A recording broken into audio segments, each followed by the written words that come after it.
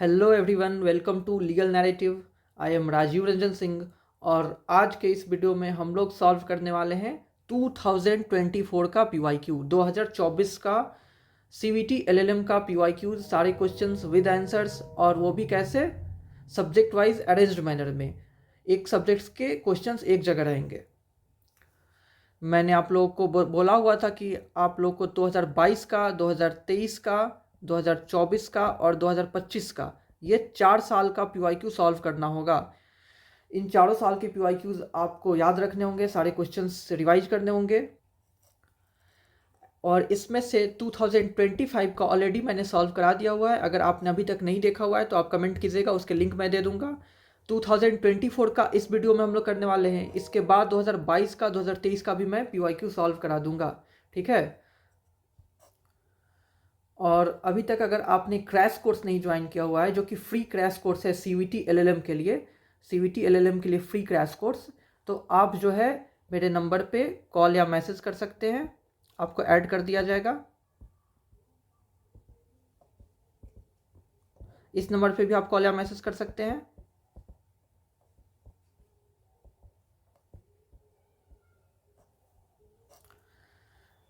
Crash course में हम सारे ही सब्जेक्ट्स का, सीवीटी एलएलएम में जितने भी सब्जेक्ट्स हैं, चाहे वो मेजर हो चाहे वो माइनर हो, उनके लेक्चर्स हम लेंगे और सभी में जो इम्पोर्टेंट पॉइंट्स पढ़ने हैं वो हम बताएंगे। आपको उसी को नोट डाउन करना होगा, उसी को रिवाइज करना होगा और फ्री ऑफ कॉस्ट आप लेक्चर देख पाएंगे। और जो रिकॉर्डेड सेशंस है, रिकॉर्डेड सेशंस किसके, लेक्चर्स के, प्लस सारे नोट्स हो गए, नोट्स वो भी इंग्लिश में और हिंदी में, और प्लस एमसीक्यूज जो हो गए। इसके लिए अगर ये आपको चाहिए होगा तो आपको चार्जेस लगेंगे कितना, ₹1699। उसमें क्या मिलेगा आपको, रिकॉर्डेड लेक्चर्स मिलेंगे, सारे सब्जेक्ट्स के नोट्स मिलेंगे इंग्लिश हिंदी में, जो कि स्पेशली बनाए गए हैं सीवीटी एलएलएम के लिए ही, और एमसीक्यूज सारे ही सब्जेक्ट्स के, मेजर और माइनर के, वो 1699 में आपको मिलेगा। अगर आपको ये चाहिए होगा तो पेड कोर्स में अगर आप ज्वाइन होना चाहते होंगे तो, नहीं तो आप फ्री क्रैश कोर्स में भी इनरोल हो सकते हैं, जिसमें आपको क्या होगा, सारे सब्जेक्ट्स के लेक्चर्स मिलेंगे, आप लाइव देख करके उसको नोट डाउन कर लेंगे, उसी को रिवाइज कर लेंगे, उतना से उससे बाहर नहीं पूछा जाएगा, ठीक है। चलिए हम लोग पीवाईक्यू सॉल्व करते हैं 2024 का, 2024 का। क्वेश्चन नंबर 1 कह रहा है, in which of the following cases did the supreme court of India hold that the rule of res judicata applies to a petition filed under Article 32 of the constitution of India and that dismissal on merits of a petition under Article 226 by a High Court bars a similar petition under Article 32। मतलब race judicata apply होता है। क्या मतलब हुआ कि writ petition पे भी race judicata apply होता है। बड़ा ही फेमस केस है और आसान सा है। बताइए किस केस में हेल्ड हुआ था कि रेस जुडिकाटा जो है वो रिट पिटीशन में भी अप्लाई होता है। इसका आंसर हो जाएगा 3, Daryao versus state of UP. Colour मैं चेंज कर लेता हूं, Daryao versus state of UP, option number 3। आगे बढ़ते हैं, मैं आंसर मार्क कर दिया हूँ। इसका पीडीएफ भी मैं पेड ग्रुप में भेज दिया करता हूँ। ये जो मैं पीवाईक्यू सॉल्व करा रहा हूँ, इसका पीडीएफ भी। सेकंड क्वेश्चन है, in which of the following cases did the supreme court of India hold that the Indian Constitution does not recognise the doctrine of separation of power. नहीं, मतलब doctrine of separation of power को absolute rigidity में India में नहीं apply होता है, but the functions of different organs of the government have been sufficiently differentiated. बताइए कौन सा केस है। यह हो जाएगा 4th, Ram जवाया Kapur versus state of Punjab. आगे बढ़ते हैं, the president can return the advice of the council of ministers for reconsideration. कब, कितने बार रिटर्न कर सकता है। इसका हो जाएगा 3, वंस ओनली, एक बार, ठीक है, वंस ओनली। आगे बढ़ते हैं 4th पे। कहीं भी किसी क्वेश्चन में डाउट हो तो आप लोग पूछ सकते हैं। 4th में है कि the right guaranteed under article 25 of the constitution is subject to, किसके वो सब्जेक्ट है। तो इसका आंसर हो जाएगा 2, public order, morality, health and other provisions of part 3 of the constitution. चलिए नेक्स्ट पे आते हैं, unless approved by the state legislature and ordinance promulgated by the governor shall cease to operate after expiration of. कितना time बीतने के बाद shall cease to operate, कितने time बीतने के बाद शैल सीज टू ऑपरेट, बताइए। 6 वीक्स। किधर है 6 वीक्स, 3rd में ऑप्शन है, ठीक है। Third 6 weeks. आइए नेक्स्ट पे आते हैं। मैच द फॉलोइंग आ गया। आर्टिकल दिया हुआ है और नीचे आर्टिकल का मार्जिनल नोट दिया हुआ है। तो आर्टिकल 54 में क्या दिया हुआ है? इलेक्शन ऑफ प्रेसिडेंट दिया हुआ है, इलेक्शन ऑफ प्रेसिडेंट दिया हुआ है। आर्टिकल 75 में क्या दिया हुआ है? Other provisions as to ministers दिया हुआ है, जिसमें अपॉइंटमेंट ऑफ प्राइम मिनिस्टर की बात की गई है, अपॉइंटमेंट ऑफ प्राइम मिनिस्टर। अब है आर्टिकल 79, कॉन्स्टिट्यूशन ऑफ पार्लियामेंट हो जाएगा। कहाँ है कॉन्स्टिट्यूशन ऑफ पार्लियामेंट? यहाँ पे है, ठीक है। और फिर हो गया आर्टिकल 80, आर्टिकल 80 में कंपोजिशन ऑफ राज्यसभा हो जाएगा, कंपोजिशन ऑफ राज्यसभा यानी कि काउंसिल ऑफ स्टेट्स, ठीक है। मैच करा दिया, अब आप इसमें से सिलेक्ट कर सकते हैं। आगे बढ़ते हैं। 7th, फिर मैच द फॉलोइंग आ गया। केस का नाम दिया हुआ है यहाँ पे, और यहाँ पे दिया हुआ है कौन सा उसमें क्या चीज़ प्रोपाउंड हुआ था, किस राइट की बात की जा रही है। तो सबसे पहले राइट टू प्रिवेसी, जग जाहिर है कि right to privacy Puttaswamy case में हुआ था, सभी जानते हैं। डेथ पेनाल्टी जो है बच्चन सिंह के केस में है, जग जाहिर है ये भी बच्चन सिंह, ठीक है। इसको मैं मिटा देता हूँ, ये डिस्टर्ब करेगा, ठीक है। इसको भी फिर से करता हूँ। डेथ पेनाल्टी होगा कहाँ पे है बच्चन सिंह? यहाँ पे है Bachchan Singh. Prisoners right, prisoners right Sunil Batra का बहुत ही पॉपुलर जजमेंट है। सुनील बात्रा का केस अगर आपने नहीं पढ़ा होगा तो पढ़िएगा, बहुत ही शानदार जजमेंट है। फिर right to go abroad, Maneka Gandhi, ये भी जग जाहिर है, सभी जानते हैं। Maneka Gandhi versus union of India, ठीक है। देखिए कितना आसान सा केस पूछता है सीवीटी में। आइए 8th नंबर पर, consider the following statement regarding a constitutional amendment bill. बताइए कौन सा स्टेटमेंट इसमें से सही है? It can be introduced only with prior permission of president. The president can refuse to give assent even after passes by both houses. गलत है। It is mandatory for the president to give assent and there is no provision of joint sitting. सही है। Assent is discretionary and joint sitting is permitted. No. तो answer हो जाएगा third, हो जाएगा third, ठीक है, थर्ड हो जाएगा आंसर। आते हैं 9th पे। Where the president issues a proclamation under article 356, मतलब स्टेट इमरजेंसी की बात कर रहा है। The president may by proclamation क्या कर सकता है प्रेसिडेंट? एज्यूम टू हिमसेल्फ, इसमें मल्टीपल आंसर है क्या? एज्यूम टू हिमसेल्फ और ऑल और any function of the government of state, ये तो सही स्टेटमेंट है। फिर कह रहा है एज्यूम टू हिमसेल्फ ऑल और एनी पावर्स वेस्टेड इन और एक्सरसाइजेबल बाई गवर्नर, ये भी सही स्टेटमेंट है। Declare that powers of the state legislature shall be exercisable by parliament, ये भी सही स्टेटमेंट है।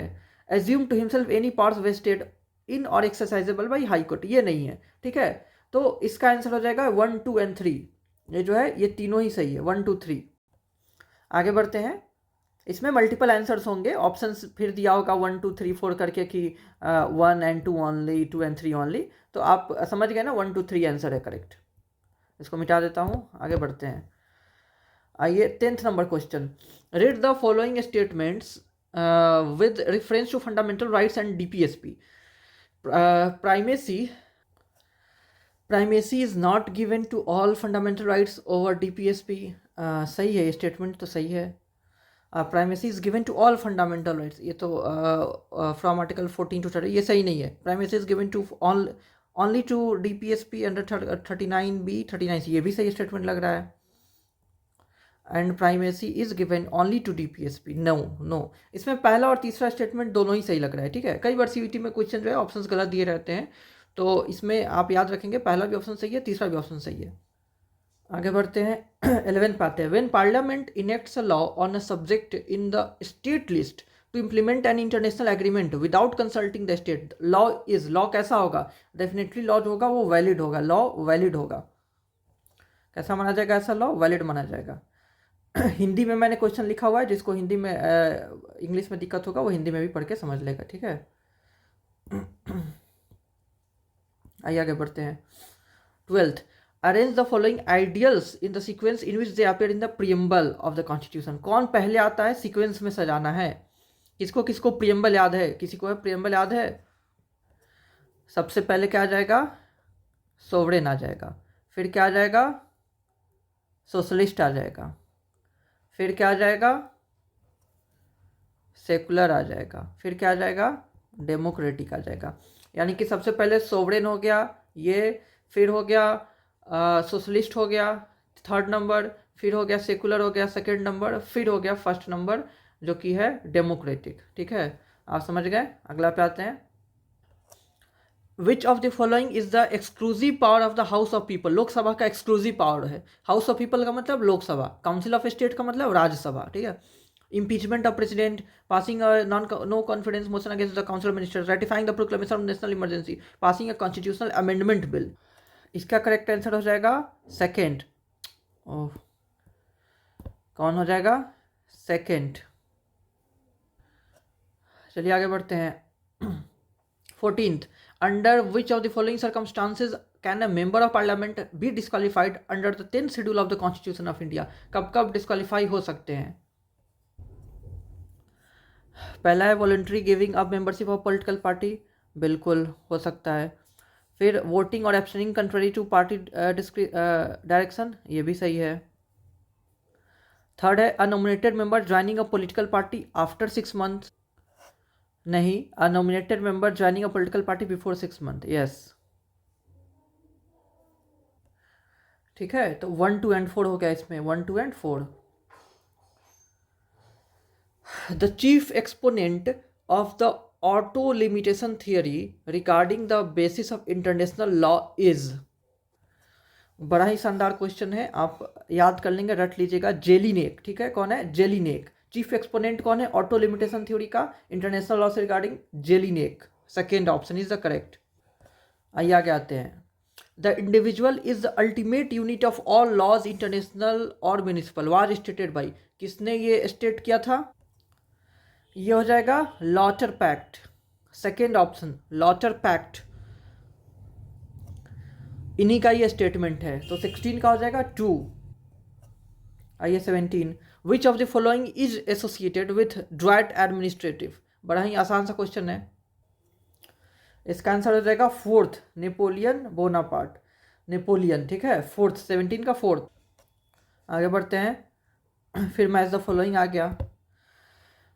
टाइम बार डेप्ट राइट टू रेपुटेशन, नीचे दिया हुआ है, नीचे right in rem imperfect right.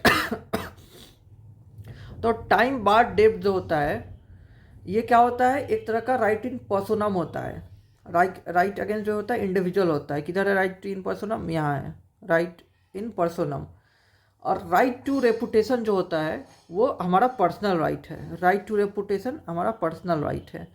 और right arising out of a contract जो है वो इम्परफेक्ट राइट है। कहाँ गया इम्परफेक्ट राइट? और right to physical integrity right in rem है, ये right against the whole world है। परफेक्ट कॉम्बिनेशन नहीं बैठ रहा है, रुक जाइए फिर से कोशिश करता हूँ। टाइम बार डेट को जो है अगर हम इम्परफेक्ट राइट से मैच करें, टाइम बार डेट जो है इम्परफेक्ट राइट कहाँ? यहाँ है। और राइट टू रेपुटेशन को राइट इन रेम से, क्योंकि राइट टू रेपुटेशन भी होता है, पूरे वर्ल्ड के अगेंस्ट अपना राइट होता है। और right rising out of a contract जो है, कंट्रैक्ट राइट इन पर्सोनम होता ही है। और राइट टू फिजिकल इंटीग्रिटी अगर पर्सनल राइट, ये मोर परफेक्ट है। इस आंसर को आप लोग याद रखेंगे। टाइम बार डेट जो है वो imperfect right. Right to reputation जो है वो राइट इन रेम, और कंट्रैक्ट जो है पर्सोनम हो गया, और फिजिकल इंटीग्रिटी पर्सनल राइट हो गया। ठीक है, इसको आप लोग याद रखेंगे। 18 हो गया। 19 में आते हैं। सेवेनीज थ्योरी इज बेस्ड ऑन। सेवेनी का थ्योरी किस पे बेस्ड है? रोमन लॉ पे। किस पे? रोमन लॉ पे। थर्ड हो गया। 20, ये मैच द फॉलोइंग आ गया। 20 में मैच द फॉलोइंग है, इसको यहाँ एडजस्ट करता हूँ। ग्रॉटियस, ग्रॉटियस जो है इसमें से किस में से मैच करेगा? डी जुड़े पॉजिटिव मोरालिटी नेचुरल लॉ। पहला सही हो जाएगा। ए का क्या हो जाएगा? इसको हटाइए, पेन आ जाओ। ए का क्या हो जाएगा? 1 हो जाएगा। ग्रॉटियस जो है डी जुड़े बेली एस स्पेसिस से मैच कर जाएगा। और ऑस्टिन तो पॉजिटिव मोरालिटी है, सब कोई जानता है। कहाँ है पॉजिटिव मोरालिटी? सेकेंड नंबर पे है ऑस्टिन, पॉजिटिव मोरालिटी। और थॉमस एक्विनास जो है वो नेचुरल लॉ का है, तो थर्ड हो जाएगा। एक्विनास जो है नेचुरल लॉ का है, थर्ड हो गया। और सैमुअल जो है सुप्रीमेसी ऑफ लॉ हो जाएगा, फोर्थ। यानी कि ए का फर्स्ट, बी का सेकेंड, सी का थर्ड और डी का फोर्थ। तो आगे बढ़ते हैं 21 पे। ये भी मैच आ गया। हाँ, ये मैक्सिम दिया हुआ है और नीचे कंसेप्ट दिया हुआ है। उटलिट पेंडेंट वाला तो लिस्ट पेंडेंस हो गया, ये एक का थर्ड से मैच कर गया। कोई फेसिट पर एलियम का जो है वो कंस्ट्रक्टिव नोटिस दिया हुआ है इसमें, कहाँ है, यहाँ पे, ठीक है। नेमो डेट जो हो गया ऑस्टेंसिबल ऑनर हो गया, और क्विज सेंटेड जो हो गया वो वनरस गिफ्ट कहाँ है, वनरस गिफ्ट यहाँ पे हो गया। ए का 3 हो गया, बी का 2 हो गया, सी का 4 हो गया, डी का 1 हो गया। आगे बढ़ते हैं 22। By which of the following are methods of termination of treaty, treaty terminate करने का कौन कौन सा मेथड है। तो बाई कंसेंट ऑफ पार्टी होता है बिल्कुल, बाई डिनंसिएशन और विदड्रॉल ये भी होता है, बाई कंक्लूडिंग अनदर ट्रीटी ये भी होता है, according to the provisions of the treaty ये भी है, सारे सही है। तो क्या हो गया ये, ऑल करेक्ट, ऑल ऑप्शन जो है वो करेक्ट हो गया, ठीक है। आगे बढ़ते हैं 23। Which section of the code of criminal procedure, मतलब CrPC, deals with set off, set off का कौन सा सेक्शन हो गया, 3 हो गया, 428, मतलब 428 जो है सेट ऑफ से डील करता है। आगे बढ़ते हैं 24। Arrange the following provisions in the sequence in which they appear in the code of criminal procedure, sequence में चला देना है, कौन पहले आता है कौन बाद में आता है। मैं बार बार कहा हूँ, आपने अगर क्लास अटेंड किया होगा कि आपको इंडेक्स याद होने जरूरी है, और किस किस सेक्शन का इंडेक्स याद होने जरूरी है वो भी मैंने लिखाया हुआ है, ठीक है। तो विड्रॉल फ्रॉम प्रोसिक्यूशन है, टेंडर पार्डन है, फ्री लीगल एड है, डबल जियोपार्डी है। तो डबल जियोपार्डी हो गया 300 सेक्शन, यानी कि ये पहला स्थान पे आ गया। फ्री लीगल एड जो है वो 304 हो गया, यानी कि ये दूसरे स्थान पे आ गया। और टेंडर ऑफ पार्डन जो है वो 3068 से 8 तक ये सब दिया हुआ है, तो ये थर्ड नंबर पे आ गया। और विड्रॉल फ्रॉम प्रोसिक्यूशन 321, यानी कि ये फोर्थ नंबर पे आ गया। तो सीक्वेंस समझ गए, ये पहला हो गया, ये पहला, ये दूसरा, ये तीसरा, और ये चौथा। चौथा कौन है, ये, ठीक है। आगे बढ़ते हैं with regard to the code of criminal procedure 1973। देखिए सीआरपीसी के सारे क्वेश्चन चल रहे हैं, अभी किसके चल रहे हैं, सीआरपीसी के चल रहे हैं। Which of the following statement is not correct, कौन सा स्टेटमेंट सही नहीं है। कह रहा है कि it came into force on 1 जनवरी 1974, ये सही नहीं है पहला statement. It came into force on, इसको हटाता हूँ, it came into force on 1 जनवरी 1974, क्योंकि ये फोर्स में कब आया था, अप्रैल, 1 अप्रैल 1974 को आया हुआ था। सेकेंड है the term first information report is use in 207, नहीं यूज हुआ है, ये भी गलत हो गया। The term first information report is use in 154 and 207, ये भी यूज नहीं है, टर्म जो है एफआईआर यूज नहीं है। The schedule to the code contains 6 columns, no no no no no no, सारे ही स्टेटमेंट गलत हो गए। कह रहा है which of the following is not correct, तो नो स्टेटमेंट इज करेक्ट, सारे ही स्टेटमेंट गलत हो गया। आते हैं 26 पे।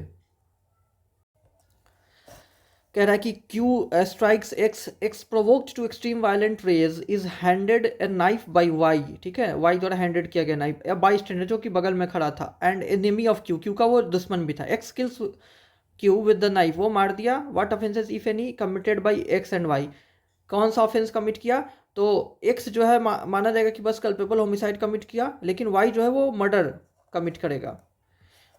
तो देखते हैं ये ऑप्शन कहाँ है, 1 जो है, नो 2, नो 3, थर्ड में दिया हुआ है।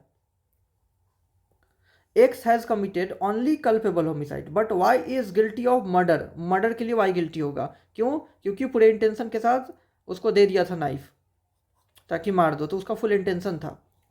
और वो कल्पेबल होमिसाइड के लिए क्यों गिल्टी होगा, क्योंकि वो रेज में किया हुआ है, एक्सट्रीम वायलेंट रेज के अंदर में वो provocation, grave and sudden provocation में उसने मारा हुआ है, इसलिए वो culpable homicide not amounting to murder के लिए लायबल होगा, कौन, एक्स। और वाई जो है वो कोई रेज में नहीं था, वो कोई सडन प्रोवोकेशन में नहीं था, उसने तो मौके का फायदा उठाया और उसे नाइफ दे दिया ताकि उसको मार दिया जाए। तो वाई जो है मर्डर, और X culpable homicide not amounting to murder. Okay, 26 का थर्ड हो गया। Nayan meets Bala on the road, shows a pistol and demands valuables. Bala surrenders her gold bangles and cash. What offenses has Nayan committed? कौन सा offence commit हुआ भाई, robbery commit हो गया, robbery, ठीक है, 2 robbery. Arrange the following as per the sequence in which they appear under section 300 of the Indian penal code. सबसे पहले ग्रेव एंड सडन प्रोवोकेशन आ जाएगा, सही है। फिर हो जाएगा राइट ऑफ प्राइवेट डिफेंस, कहाँ है, राइट ऑफ प्राइवेट डिफेंस को एक्सीड किया, ये आ जाएगा। फिर सडन फाइट आ जाएगा, सडन फाइट कहाँ है, ये आ जाएगा। फिर आ जाएगा कंसेंट वाला हो जाएगा, ये 4 हो गया, ठीक है। एक्सेप्शन 1 जो है वो डील करता है ग्रेव एंड सडन प्रोवोकेशन से। एक्सेप्शन 2 जो है वो प्राइवेट डिफेंस को एक्सीड करने जाने से डील करता है। और एक्सेप्शन 4 जो है वो सडन फाइट से डील करता है। और एक्सेप्शन 5 जो है वो consent, death cause by consent से डील करता है। तो समझ गए सीक्वेंस आप। 29 पाइए। A decree for restitution of conjugal rights can be executed in India by, कैसे एग्जीक्यूट हो सकता है, तो by attachment of property of the respondent. 1 is the correct answer. आगे बढ़ते हैं। 29 का 1 हो गया। In which of the following cases has the supreme court laid down detailed guidelines to ensure effective utilization of section 89, section 89 का of the CPC, ठीक है। बड़ा ही लैंडमार्क केस है, मैं मार्क कर दिया। Afcons infrastructure limited versus Cherian Varkey construction company limited, याद कर लीजिएगा आप लोग, सब लोग। अफकॉन्स इंफ्रास्ट्रक्चर लिमिटेड, ठीक है। 30 का हो गया। 4th 31 पे आते हैं। Section 5 of the limitation act 1963 is applicable to, किस पे एप्लीकेबल है, किस पे एप्लीकेबल है, appeals and application other than executions पे। तो 4th हो गया करेक्ट आंसर, ठीक है। 4th 32 द रूल ऑफ रिस नलियस अब इम्प्लाइज, क्या मतलब होता है इसका, इसका मतलब होता है ownership of a thing that previously belong to no one. Ownership of a thing, ऐसे थिंग का ओनरशिप ले लेना जो कि पहले से उसका कोई ऑनर ही नहीं था, ओनरलेस ऑब्जेक्ट था, पहले से क्या था वो, ओनरलेस ऑब्जेक्ट था। तो 32 का हो जाएगा 4th। आगे बढ़ते हैं। Which of the following statements is correct with reference to the TPA, transfer property act. It deals only with immovable property. No no no, गलत है। It deals with movable and movable property, ये भी statement गलत है क्योंकि ये general statement दे दिया हुआ है कि मूवेबल रिमूवेबल को जैसे बराबर ही ट्रीट करता है, बराबर ही डील करता है, ऐसा भी नहीं है, ठीक है। तो दोनों को इन जनरल दोनों से डील नहीं करता है। प्रॉपर्टी में भी transferred orally in all cases, ये भी गलत है, ऑल केसेस में नहीं। Property can be transferred orally under the act, हाँ ओरली ट्रांसफर हो सकता है, ये सही है। 4th is the correct answer, 4th is the most appropriate answer, ठीक है। 33 का आंसर हो जाएगा 4th। आगे बढ़ते हैं। 34th which of the following statement is correct with reference to UDHR, universal declaration of human right. कह रहा है कि UDHR contains 35 articles besides the preamble.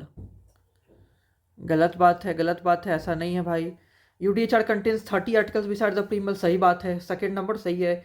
फिर कह रहा है कि the draft of UDHR was adopted by United nation general assembly on 10 दिसंबर 1948, बिल्कुल सही है। ये डेट आप लोग याद भी रखेंगे, ये डेट आप लोग याद भी रखेंगे, ठीक है। 10 दिसंबर 1948, ये मिटाता हूँ मैं अभी। और फिर कह रहा है क्योंकि थर्ड स्टेटमेंट सही है, the draft UDHR was adopted by UN general assembly on 24 अक्टूबर, गलत बात है। 4th इज ऑल्सो इनकरेक्ट, यानी कि पहला और 4th जो है वो इनकरेक्ट है, हमें इनकरेक्ट सेलेक्ट करना है। देखिए क्वेश्चन में इनकरेक्ट लिखा हुआ है, तो first and 4th statement are incorrect, ठीक है। अब 35 आते हैं। Who coined the term criminology, पढ़ाया हुआ है मैंने, राफेल गैरोफेलो, ठीक है। राफेल गैरोफेलो ही ने टर्म क्वाइन किया था क्रिमिनोलॉजी को, तो 2 इज द करेक्ट आंसर। आगे बढ़ते हैं। Who coined the term victimology, कौन हो जाएगा, बेंजामिन मेंडेलसन, बेंजामिन मेंडेलसन। 36 का 3। आगे बढ़िए। Which of the following cases is are not related to the concept of post decisional hearing, post decisional hearing से नहीं रिलेटेड है। मनेका गांधी भाई साहब तो है रिलेटेड, HL त्रेहान भी रिलेटेड है, AK गोपालन उसका केस नहीं है, मिनर्वा मिल्स भी उसका केसेस नहीं है। तो 3rd and 4th are not related to, question में है not related to post decision hearing, तो हो जाएगा 3 एंड 4, ठीक है। आपको बस ये याद होने से मतलब होना चाहिए कि कौन कौन नहीं। अब मैं वो वाला ऑप्शन नहीं लिखा हूँ कि अब ऑप्शन में रहता कि 3 एंड 4 एक में रहता, फिर रहता 1 2 3 एंड 4 रहता, फिर रहता 2 एंड 4 रहता, फिर आपको चुनना होता 3 एंड 4 वाला। आप समझ गए कि ये दोनों आंसर है। आप अब जैसा भी ऑप्शन रहे 1 2 3 4 करके आप बना देंगे, ठीक है। इसको मिटाता हूँ, नाजायज़ का टाइम वेस्ट नहीं कर रहे हैं।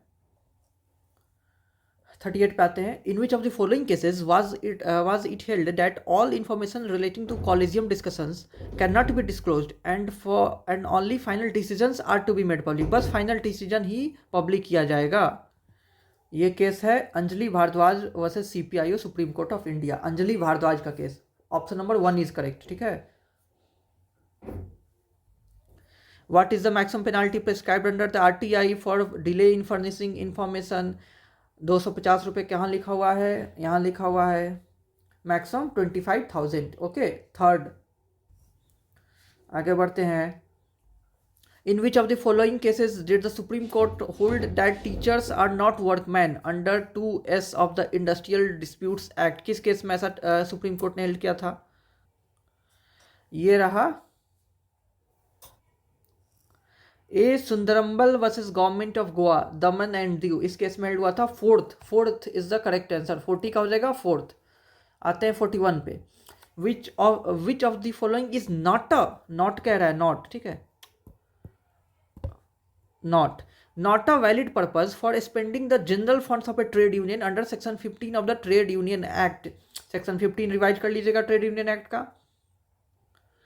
कंडक्ट ऑफ ट्रेड डिस्प्यूट नहीं होगा. पेमेंट ऑफ फंडल एक्सपेंसेस भी नहीं होगा. Payment of election expenses of a candidate for legislative body ये हो जाएगा. ठीक है. Payment of election expenses of a candidate for a legislative body ये नॉट अ वैलिड पर्पज. ये वैलिड पर्पज नहीं है खर्च करने के लिए. 41 का 3. आइए 42 पे आते हैं. Which of the following are objectives of the securities and exchange board of India act 1992. SEBI act का इसमें से कौन सा ऑब्जेक्टिव है? सेबी एक्ट का ऑब्जेक्टिव है protection of the interest of the investors in securities है. Promotion of development of the securities market है. Ensuring parity with securities market of developed countries no. Regulation of securities market है. तो 1, 2 and 4 हो जाएगा. 1, 2 and 4. आइए 43 में match the following आ गया. मैच द फॉलोइंग पे आते हैं हम. डॉक्ट्रिन दिया हुआ है और इधर केस का नाम दिया हुआ है. तो डॉक्ट्रिन ऑफ इंडोर मैनेजमेंट हो जाएगा. कोटला का केस हो जाएगा. ठीक है. फिर doctrine of ultra vires Lakshmanaswamy. कहाँ गया? यहाँ गया. ठीक है. अब lifting of corporate veil Gilford motor का केस कहाँ है? यहाँ पे है. और duties of promoter Erlanger का केस में इसको हेल्ड किया गया था डॉक्ट्रिन ऑफ प्रोमोटर्स को. ठीक है.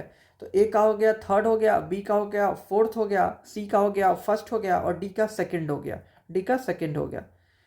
चलिए आगे बढ़ते हैं. 44 पे आते हैं. Arrange the following chapters of the companies act in the sequence they appear in the statute. पहले कौन सा चैप्टर रहता है? सीक्वेंस वाइज सजाना है. तो पहले हो जाएगा appointment and qualification of directors हो जाएगा जो कि 11th चैप्टर है. तो ये पहला नंबर पे आ जाएगा. फिर हो जाएगा meetings of boards and it's power हो जाएगा. ये 12th चैप्टर है तो ये दूसरे नंबर पे आ जाएगा. फिर हो जाएगा कंप्रोमाइज वाला जो चैप्टर है 15th चैप्टर है तो 3rd नंबर पे आ जाएगा. और प्रिवेंशन ऑफ ऑपरेशन जो है वो 16th चैप्टर यानी कि 4th नंबर पे आ जाएगा. ठीक है. सीक्वेंस हो गया. पहला फोर्थ पहला, थर्ड दूसरा, पहला तीसरा और सेकंड जो चौथा स्थान पे रहेगा. 44th हो गया. 45th पे आते हैं. Which of the following constitutes of valid contract? A person induced by his doctor to pay unreasonable fee. देखिए अब अनरीजनेबल फी है तो कहाँ से होगा वैलिड कॉन्ट्रैक्ट? नो. ठीक है. नो. फिर कह रहा है कि sale of a life interest when both the parties are ignorant of the death of the life tenant. बताइए अब इसमें कह रहा है कि इग्नोरेंट है तो नो. फिर कह रहा है कि sale of a horse worth Rs 1000 for Rs 10 with free consent. देखिए विथ फ्री कंसेंट है ये हो जाएगा कॉन्ट्रैक्ट. फिर कह रहा है कि agreement to drop prosecution for robbery in return of restitution. देखिए रॉबरी का प्रोसिक्यूशन भाई साहब ड्रॉप कर रहे हैं रेस्टिट्यूशन के लिए. ये भी गलत है. तो third is the valid contract. Option number 3 is the correct answer.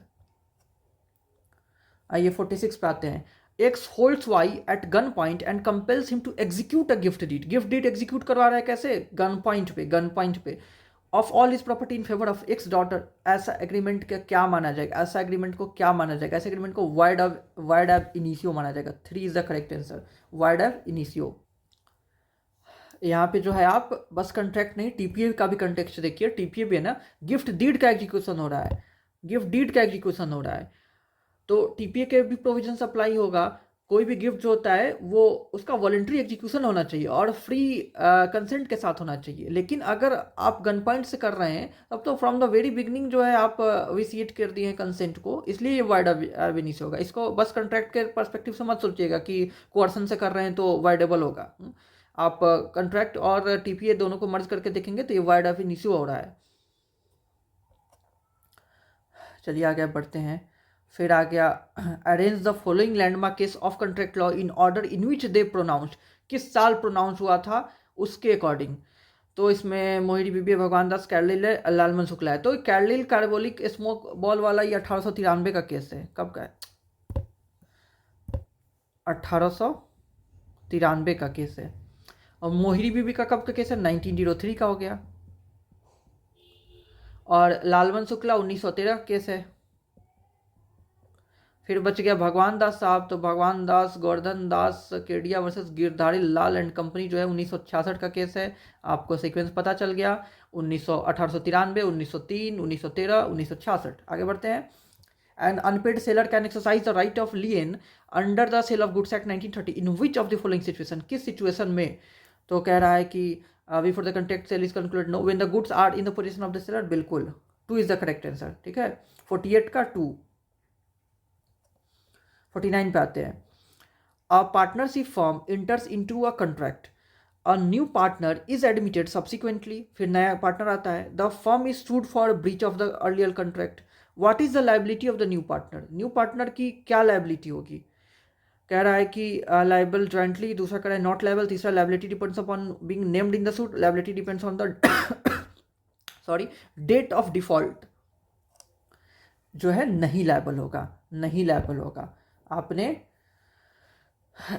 Section 31 sub section 2 of partnership act पढ़िएगा, फिर पता चल जाएगा। तो क्या हो जाएगा? Not liable. 50 का X and Y both Hindus were married in 2022. At the time of marriage, X was 21 years old and Y was 16 year old. Y 16 साल और X 21 साल, दोनों हिंदू हैं। Under the Hindu marriage act this marriage is, Hindu marriage act के अंदर ये marriage कैसा होगा? ये मैरिज होगा वैलिड मैरिज होगा। कैसा होगा? वैलिड मैरिज होगा। ये अलग बात है कि जो पार्टीज होंगे, जो पार्टीज हैं लायबल टू क्रिमिनल पनिशमेंट होंगे, पनिशमेंट के लिए वो लायबल होंगे, बट फिर भी मैरिज होगा वो वैलिड होगा। पनिशेबल है पर वैलिड है। तो 4th is the correct answer, valid marriage. फिर केस लॉ आ गया, मैच करना है। चलिए मैच किया जाए। कह रहा है कि मदर एज नेचुरल गार्जियन, सरिता का केस 9, बॉम्बे सरला मुदगल, गीता हरिहरन। आ गया, मैच हो गया, गीता हरिहरन से हो गया। कन्वर्जन एंड मैरिज, सरला मुदगल का केस सभी जानते हैं, बहुत ही लैंडमार्क केस है। कन्वर्जन और मैरिज जो है सरला मुदगल। लिली थॉमस का केस तो सभी जानते ही होंगे ना, तो ऐसे ही सरला मुदगल का केस भी तो सभी जानते ही होंगे। बाइगेमी जो है नरासू अप्पा भी है केस, तो बाइगेमी को मैच कर दिया जाए नरासू अप्पा से। और रेस्टिट्यूशन ऑफ कंजुगल राइट, सरिता। हो गया मैच, सारे मैच हो गए। चलिए आगे बढ़ते हैं। 52 which of the following case does not pertain to maintenance of Muslim women. Maintenance का केस नहीं है। मोहम्मद अहमद खान वैसे शाह बानो बेगम, भाई साहब तो है ही है, अब तो फिल्मों बन गया इस पे। शाह बानो वर्सेस इमरान खान, ये भी है। अहमदाबाद, क्या लिखा हुआ है? Ahmedabad women action group versus union of India. Daniel Latifi का तो है ही है, 3rd ऑप्शन हो गया। ठीक है, ओके, बड़ा ही आसान से ये भी था। 53 आते हैं। Which of the following is not a condition for valid adoption under section 11 of the Hindu adoption and maintenance act 1956। Not लिखा हुआ है, not a condition for valid adoption. कह रहा है कि द चाइल्ड में बी अडॉप्टेड बाई 2 और more person सिमुल्टेनियसली। अरे भाई यही नहीं है, कहाँ से आ गया ये? चलिए बाकी पढ़ लेते हैं। If a female adopts a male child she must be at least 21 years older than. ये बिल्कुल सही है, ये सही बात लिखा हुआ है। If the adoption of son the adoptive parent must have living in sons और सन्स, ये भी सही है। The child must be actually given and taken in adoption. Okay, 1 is एक ही है जो कि नॉट ए कंडीशन है, तो 53 का 1 हो जाएगा।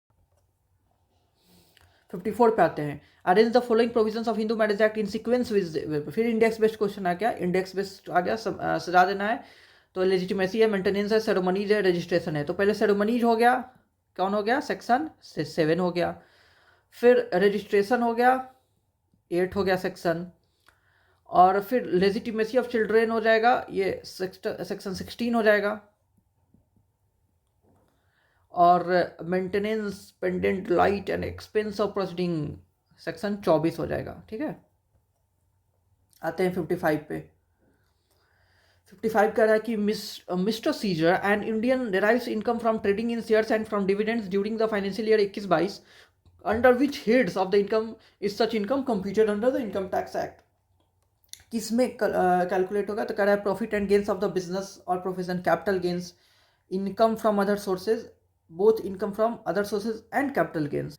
ये कौन ऑप्शन वहाँ ठीक नहीं लग रहा है, कोई ऑप्शन जो है परफेक्ट नहीं लग रहा है। इसमें जो होता है ये business income plus income from other sources, ये सही होता है। ठीक है, इसमें बिजनेस एंड इनकम भी आ जाता है और इनकम फ्रॉम अदर सोर्सेज भी आ जाता है। तो आप ध्यान रखेंगे, ये थोड़ा ऑप्शन जो है थोड़ा गलत दिया हुआ है। आते हैं, आगे बढ़ते हैं 56 पे। 56 कह रहा है सेक्शन 17, यहाँ पे ऐसे कर देता हूँ। 56 दिया हुआ है कि section 17 of the income tax act 1961 deals with, section 17 किस चीज़ से डील करता है, तो बताइए भाई किस चीज़ से डील करता है। Salary only, no. Deduction from heads of income, बड़ा ही आसान है, salary perquisite and profits in lieu of salary, ये तीनों से डील करता है। Salary, perquisites and profits in lieu of salary से डील करता है। 56 का आंसर हो गया 4। 57 पे आ जाते हैं, which of the following is not principle of an insurance contract, का प्रिंसिपल नहीं है।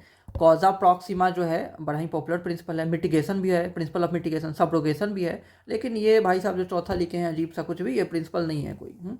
डोनेसियो mortis causa, it is not a principle of insurance contract. मैं पढ़ाऊंगा तो बताऊंगा ये सारे प्रिंसिपल, कितने प्रिंसिपल होते हैं, सबका मतलब क्या होता है, ये सारे हम लोग डिस्कस करेंगे क्लास में। ओके, आगे बढ़ते हैं। 58 नंबर सवाल पे हम लोग आते हैं, जो कि लिखा हुआ है under the marine insurance act 1963 a contract of marine insurance में protect the assured against the loss on, किस लॉस से बचाएगा, inland water only, land risk only, both inland, जी हाँ दोनों से ही बचाएगा। Third is the correct answer, both inland water and land risk 3। आगे बढ़ते हैं जल्दी से हम लोग 59 पे आते हैं। While pronouncing the constitutionality of a statute, courts must state with the presumption in favor of constitutionality. देखिए, which legal maxim embodies this principle? Class में मैं आप सबको बताया हुआ हूँ, ये जो है जितने इंपॉर्टेंट मैगजिम्स है जो कि सीवीटी में पूछे जा सकते हैं, सारे मैंने बचाए हुए हैं आईयूएस के, उससे बाहर कुछ नहीं पढ़ना है आपको। जितना मैंने मैगजिम लिखाया हुआ है, ये आईयूएस में मैंने जो पढ़ाया हुआ है उतना ही रट के जाना है, उसके अलावा कुछ नहीं पढ़ना है, उतना ही में से ही पूछेगा तो पूछेगा। तो बताइए, अगर आपने क्लास किया था तो बताइए क्या हो जाएगा इसका आंसर।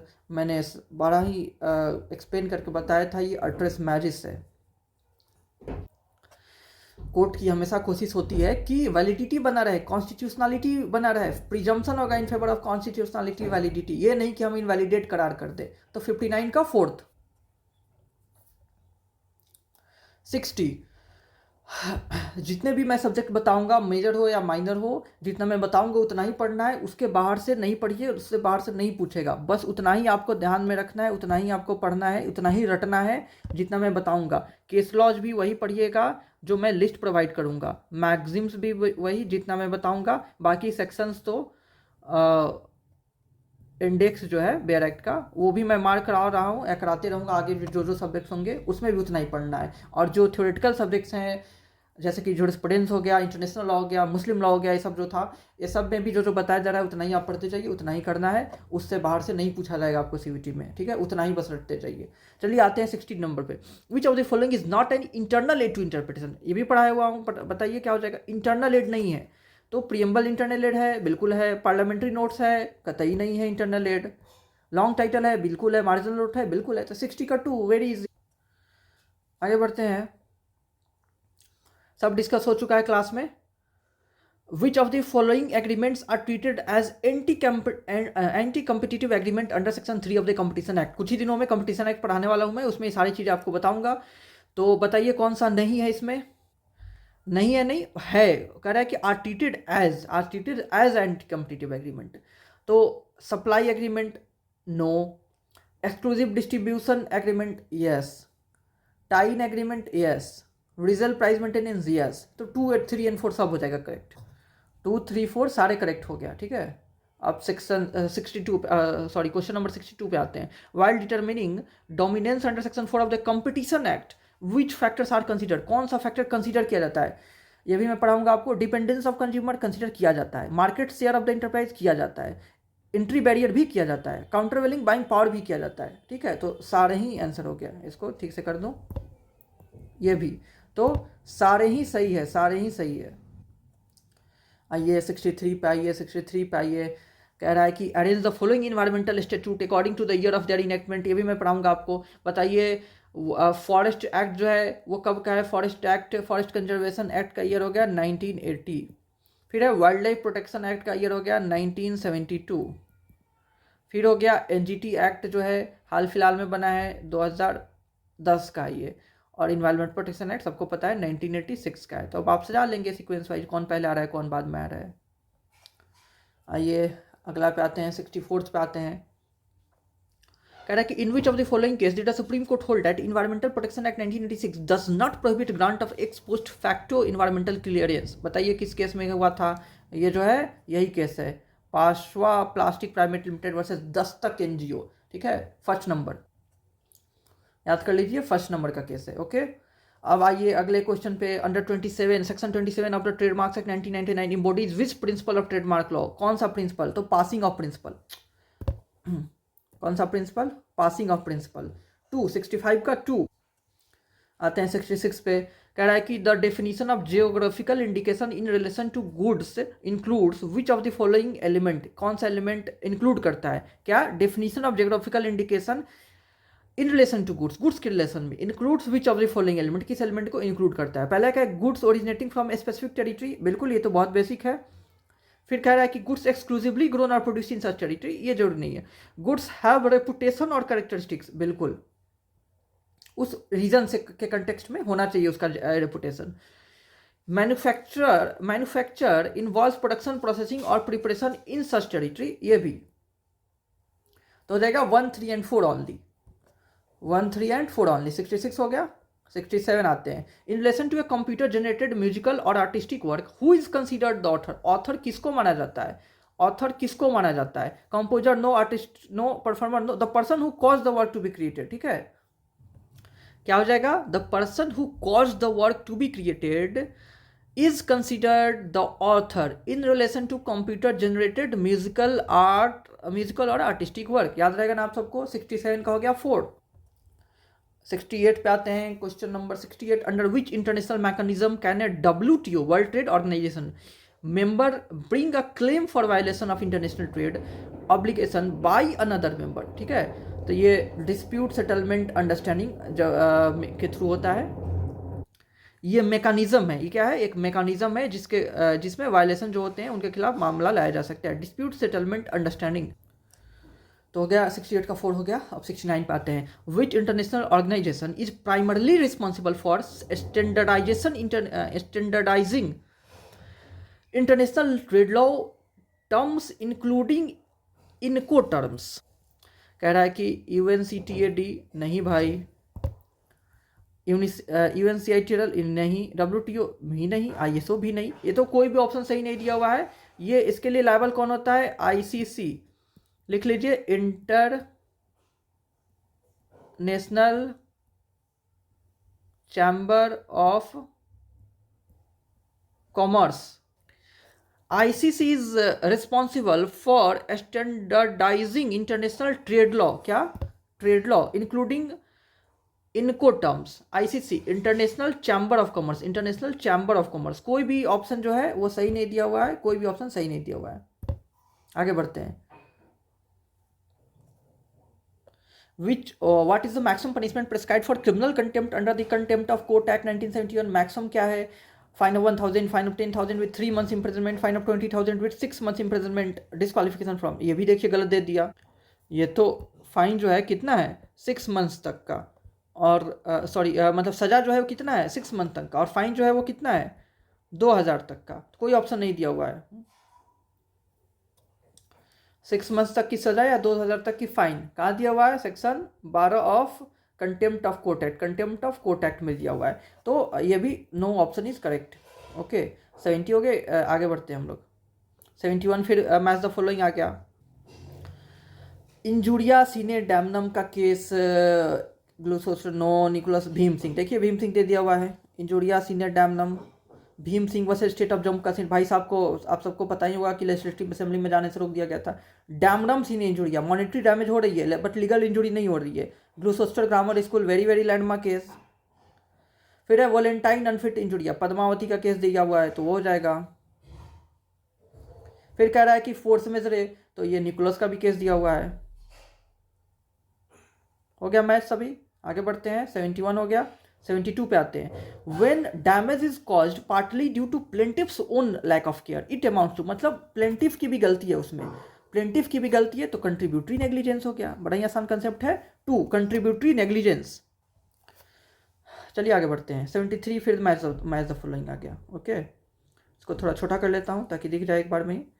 फिर कह रहा है कि नेग्लिजेंस स्ट्रिक्ट लायबिलिटी, अच्छा नीचे केस दिया हुआ है, ऊपर कंसेप्ट दिया हुआ है, डॉक्ट्रिन दिया हुआ है, तो मैच करना है। Negligence municipal corporation no, island no, देखिए दिया हुआ है नेग्लिजेंस। ओके इसको हटाता हूँ, पेन से बताता हूँ, ठीक है। नेग्लिजेंस जो है वो 3rd नंबर का केस जो है इससे मैच कर देगा, winter bottom versus right 3rd।